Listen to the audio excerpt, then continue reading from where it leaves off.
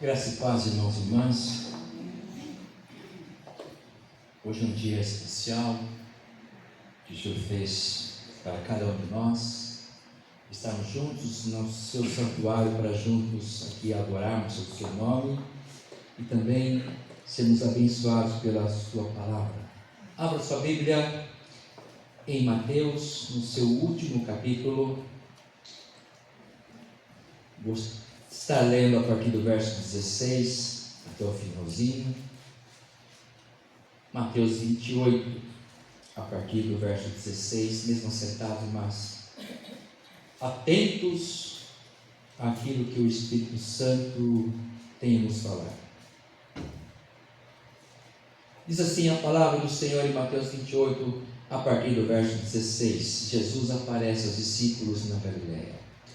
Seguiram os 11 discípulos para a Galileia, para o monte que Jesus lhes designara. E quando ouviram, o adoraram, mas alguns duvidaram.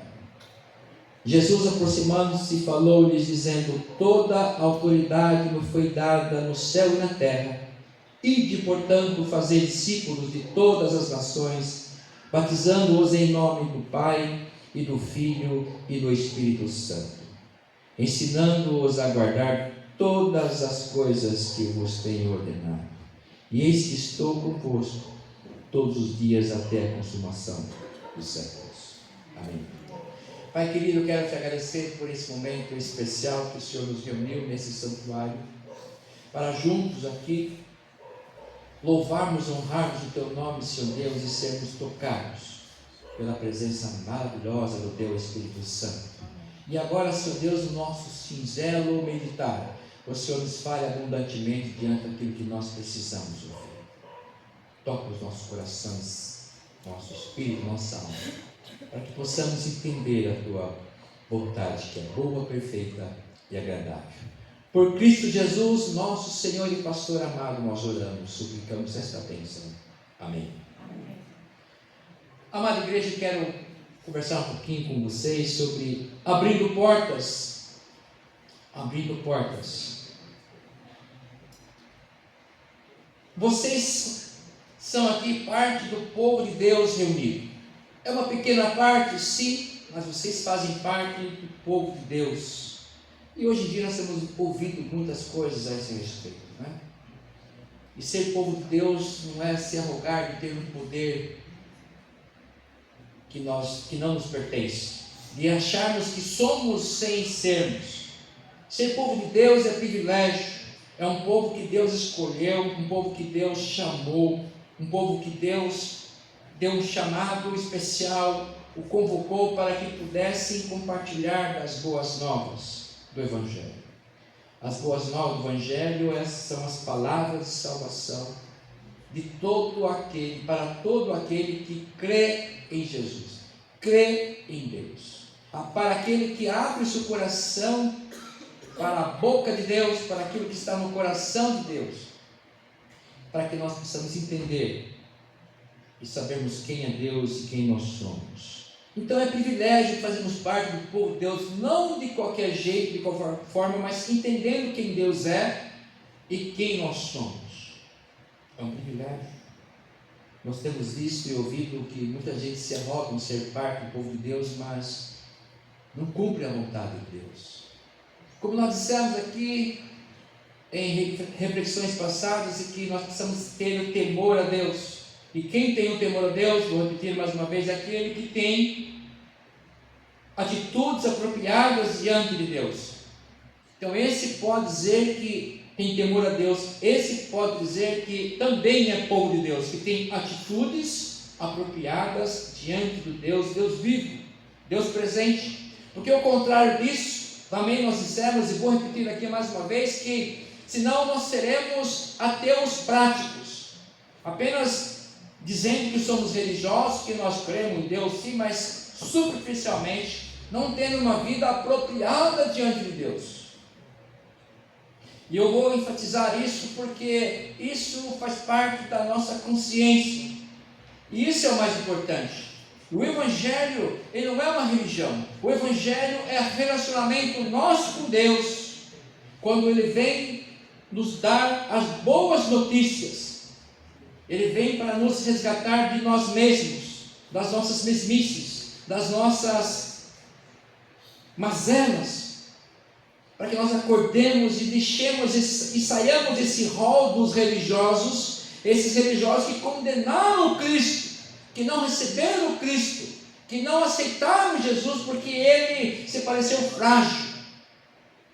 Então às vezes nós nos arrogamos de sermos povo de Deus, e isso faz parte do orgulho, mas está longe de Deus. E é por isso que Jesus certa vez disse aos saduceus: olha, esses aqui vão preceder vocês no meu reino, as prostitutas, os ladrões, os salteadores, estes vão preceder você na minha presença. Eles ficaram muito bravos, porque eram religiosos arrogantes, porque aqueles que Jesus citara, abriu o seu coração e deixou Cristo entrar, e houve transformação, houve conversão e transformação de vida, e começaram a ter atitudes apropriadas diante de Deus. Deixaram de ser meramente religiosos e ateus práticos para viverem conforme a palavra de Deus orienta, na sua integralidade, não parcialidade, não na superficialidade. Eu pego um mandamento, esse eu sigo, eu gostei, isso aqui não é para mim, isso aqui é para o fulano, para o Beltrano. É toda a escritura. Ai daquele que tirar um tio da minha palavra, seja anátema, ou seja, seja amaldiçoado. Aquele que não cumprir a minha palavra, aquele que distorcer a minha palavra. O Evangelho é abrir a porta de Deus para cada um de nós. Nós temos que saber de que o Senhor tem nos abençoado com sua palavra, para que cada um de nós nos tornemos portas abertas também, para que o Evangelho de Jesus Cristo continue sendo anunciado. Eu e você hoje somos convocados a sermos portas abertas, para que as pessoas possam sentir à vontade, possam sentir bem, conversando conosco das coisas do reino de Deus. Porque a palavra de Deus, ela não vem para nos constranger, não ser constranger o pecado. Ela vem para nos envolver, nos abraçar, nos fazer pessoas amadas. E é uma coisa difícil, né? Todos nós sempre temos alguma coisa a que buscamos, que precisamos ser socorridos na questão da afetividade, das nossas relações afetivas, familiares, isso que nós nascemos. Nós sempre temos algo que nós precisamos a mais. E aí Deus, sabedor disso tudo, porque Ele é onisciente, nos conhece na intimidade, Ele vem, nos abraça, nos envolve e nos dá o carinho que nós precisamos. Então o carinho de pai e de mãe agora é secundário, porque o Deus vivo, o nosso Criador, o nosso Senhor, Ele nos abraça, Ele nos ama de paixão, que se entrega para mostrar o seu caminho, a sua vida e vida plena para cada um de nós. Se nós soubéssemos o que o amor de Deus representa, a extensão desse maravilhoso Deus que se importa conosco e que vive repetindo a sua palavra, vive insistindo comigo, com você, apesar de nós. Deus tem muita paciência. Eu não tenho muita paciência mais, mas Deus tem. Então a gente tem que ir para Deus: Senhor, me dá paciência, para que eu possa amar a todos, amar a minha família, amar a minha igreja, amar meus irmãos, meus colegas de trabalho, os meus vizinhos, amar a todos, amar aqueles inclusive que me prejudicam, amar aqueles que querem o meu mal. Essa é a extensão do amor de Deus, é a porta que está aberta para cada um de nós entrarmos. Jesus disse: eu sou a porta, entre e sejam felizes. Mas temos visto também no mundo que vivemos hoje muitas portas escancaradas, mas não é do Senhor. Só que a porta que Jesus nos propõe entrar é a porta estreita. É uma porta que é o caminho da vida, da paz, da alegria, da salvação, da vida eterna. É uma porta única. Não é uma porta gigantesca no castelo, não, que vai entrar tudo com tudo que tem e Deus vai ter que aceitar. Não. A porta estreita para nós entrarmos e deixar nossos pecados lá de fora, porque o sangue do Cordeiro nos purifica, nos lava, nos faz santos na sua presença, porque Ele é santo e Ele não suporta pecado. E vivemos um tempo difícil de promovermos a nossa fé, de pregarmos uma vida de santidade. Estamos nas festas pré-carnavais, né? E aí uma coisa assim, a gente parece que tudo é festa, tudo é pecado, tudo pode, tudo, e a gente fica quietinho, porque a porta que Jesus nos propõe, ela só cabe uma vida reta, digna, diante de Deus, de acordo com a sua palavra. Nós temos que entender que fazer parte do povo de Deus é privilégio. É a bênção de Deus sendo espalhada agora a partir de mim, de você, que nos tornamos também portas abertas. Promover aqui os atributos de Deus, tornar os atributos de Deus sendo conhecidos de todos, que Deus é santo. Para isso precisamos ter uma vida santa diante dEle. Ele é um Deus digno de ser adorado, só Ele deve ser adorado.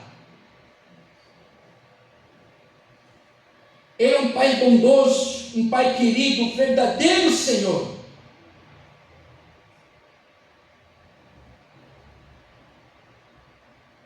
Eu gosto de pensar que todo culto que nós praticamos a Deus, nós temos o povo de Deus reunido. Isso é fantástico. Essa semana eu coloquei no grupo, vocês viram, acho que todos, nem todos, infelizmente, uma experiência do querido amigo William Brunetti, que deve estar ainda lá em Israel, na região, esteve, acho que foi na quinta-feira, esteve lá diante do Muro das Lamentações, e lá ele fez uma oração, e orou por mim, pela minha esposa e por você, diante do Muro das Lamentações em Israel. A única parte do templo que ficou de pé, o resto foi destruído. E até hoje não conseguiram construir o templo novamente, o templo que significava a presença de Deus. E nós sabemos que Deus, Ele não se faz presente nos tijolos, na estrutura, mas se faz presente no nosso coração, na nossa vida. Mas só que lá é um povo especial, um povo chamado por Deus. Lá Jesus andou, lá a gente entende isso. Mas aí em Abraão nós somos feitos filhos. Mas é algo significativo. Ele orou por nós onde Jesus andou, Ele orou por nós onde Jesus esteve, onde Jesus abençoou e curou muita gente. E aquele povo ainda mantém sua fé viva. Vocês conseguiram perceber, no fundo tinha lá as pessoas orando em hebraico, em inglês, em espanhol. É um povo do mundo inteiro que ia para lá para testificar da graça e da vontade de Deus. É algo especial. Da mesma forma que eu posso dizer que vocês são parte do povo de Deus, como nós pudemos ir para lá ou não, hoje nós somos aqui em Osasco, fazendo parte do povo de Deus também. Porque o Espírito é o mesmo.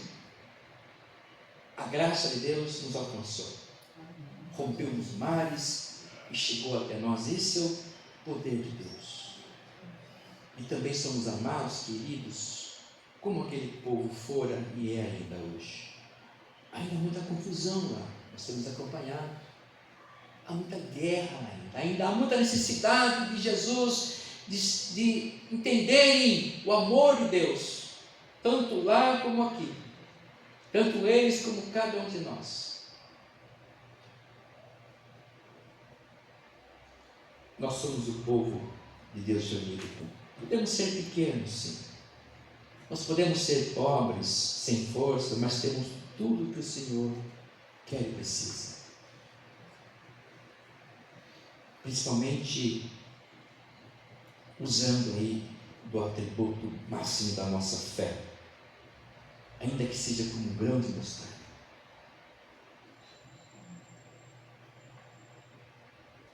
Você sabe como é um grão de mostarda? Alguém já viu um grão de mostarda? Não?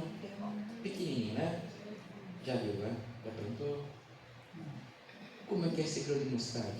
E o que a palavra de Deus diz muitas coisas importantes, e ela tem muitas coisas profundas que a gente precisa entender.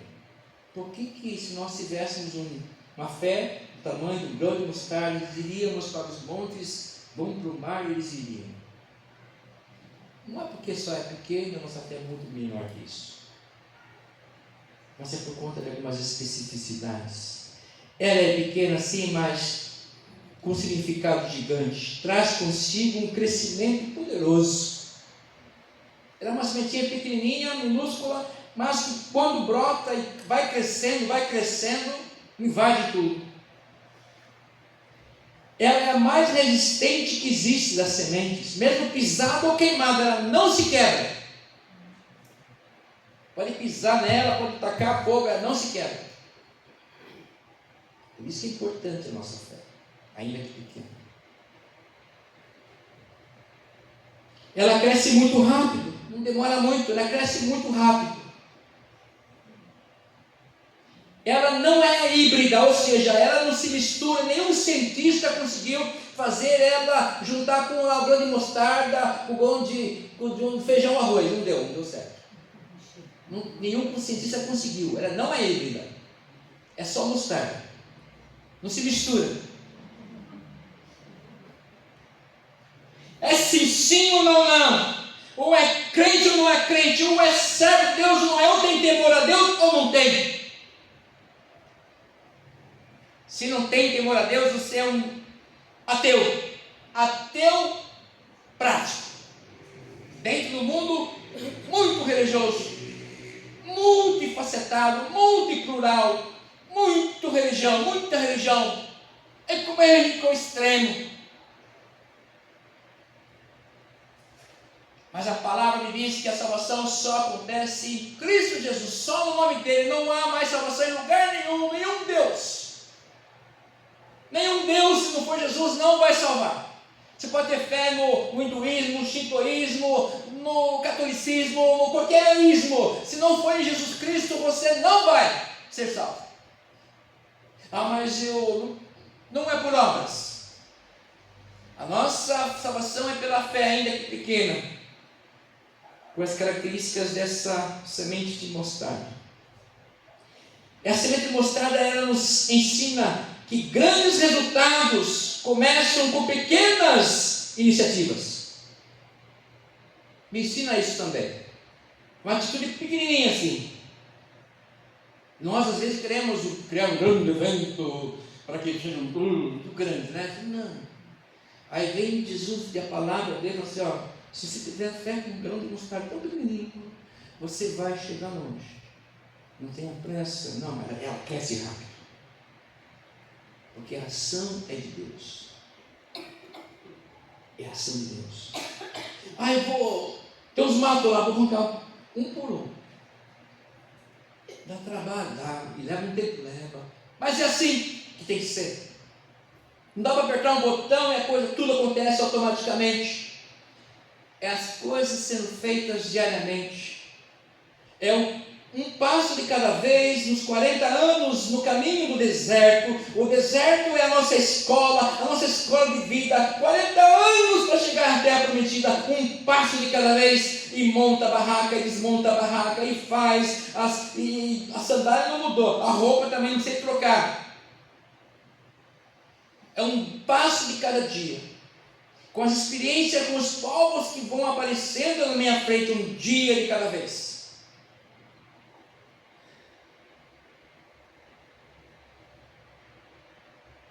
A essência da missão evangélica é abrir portas.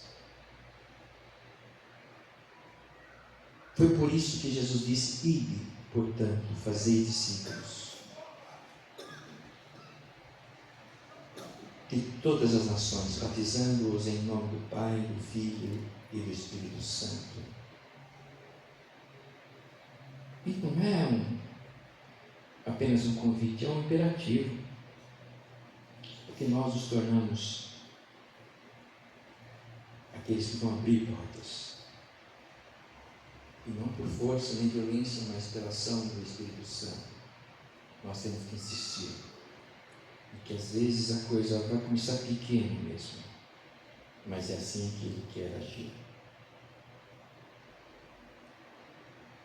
Quem recebe essa mensagem recebe a ética de Jesus, o padrão de vida, e vida plena, a moralidade de Cristo, uma vida correta, cheia de paz, cheia de alegria, uma alegria verdadeira, não passageira.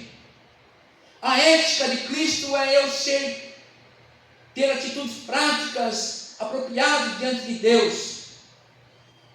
É pensar que aquilo que eu faço hoje, como estou vivendo, está de acordo com a vontade do Deus vivo, que é santo. Um Deus que é amoroso, que me abraça, que me envolve, que me perdoa, que caminha comigo apesar de mim. A ética de Cristo não é ética desse mundo, que faz conchavos com tudo quanto é tipo de ideologias.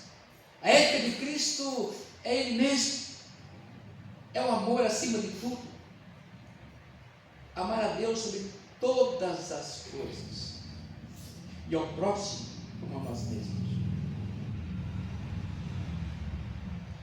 Nós precisamos entender mais a ética de Cristo para nós não ferirmos a moralidade.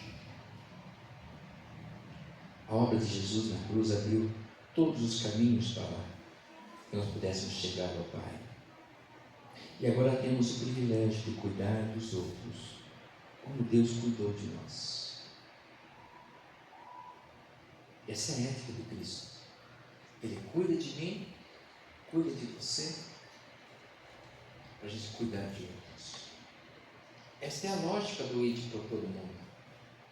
Essa é a lógica do amor de Deus, que Ele me ama e agora eu tenho que transmitir esse amor.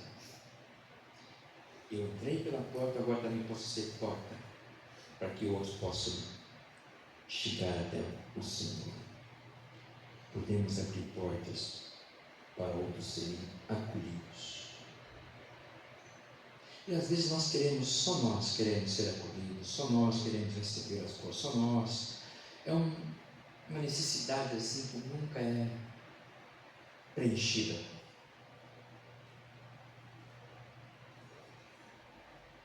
Nós precisamos entender que o Senhor já está conosco, está entre nós. E tem nos abençoado de sobremaneira, tem nos dado além do que nós precisamos. E nas coisas simples, Ele vai continuar agindo. Nas pequenas coisas. E precisamos ser cada dia mais gratos. Em tudo dá graças, porque essa é a vontade de Deus Pai em Cristo Jesus. E como diz o apóstolo Paulo, não que eu tenha alcançado, mas que eu sigo para o soberano na vocação de Cristo Jesus. Eu continuo caminhando. Eu tenho certeza que no nosso caminhar, independente de como estejam as nossas forças, é o suficiente. É o suficiente. E eu tenho plena convicção que o milagre de Deus tem acontecido aqui a cada momento, a cada domingo, a cada dia na vida de vocês. O que nós precisamos é só perceber isso. Que Deus dos milagres continua agindo. E nós podemos continuar nessa santa comunhão. Que Deus continue nos abençoando, nos fortalecendo e nos fazendo também portas para que outros possam ser abençoados também. Amém.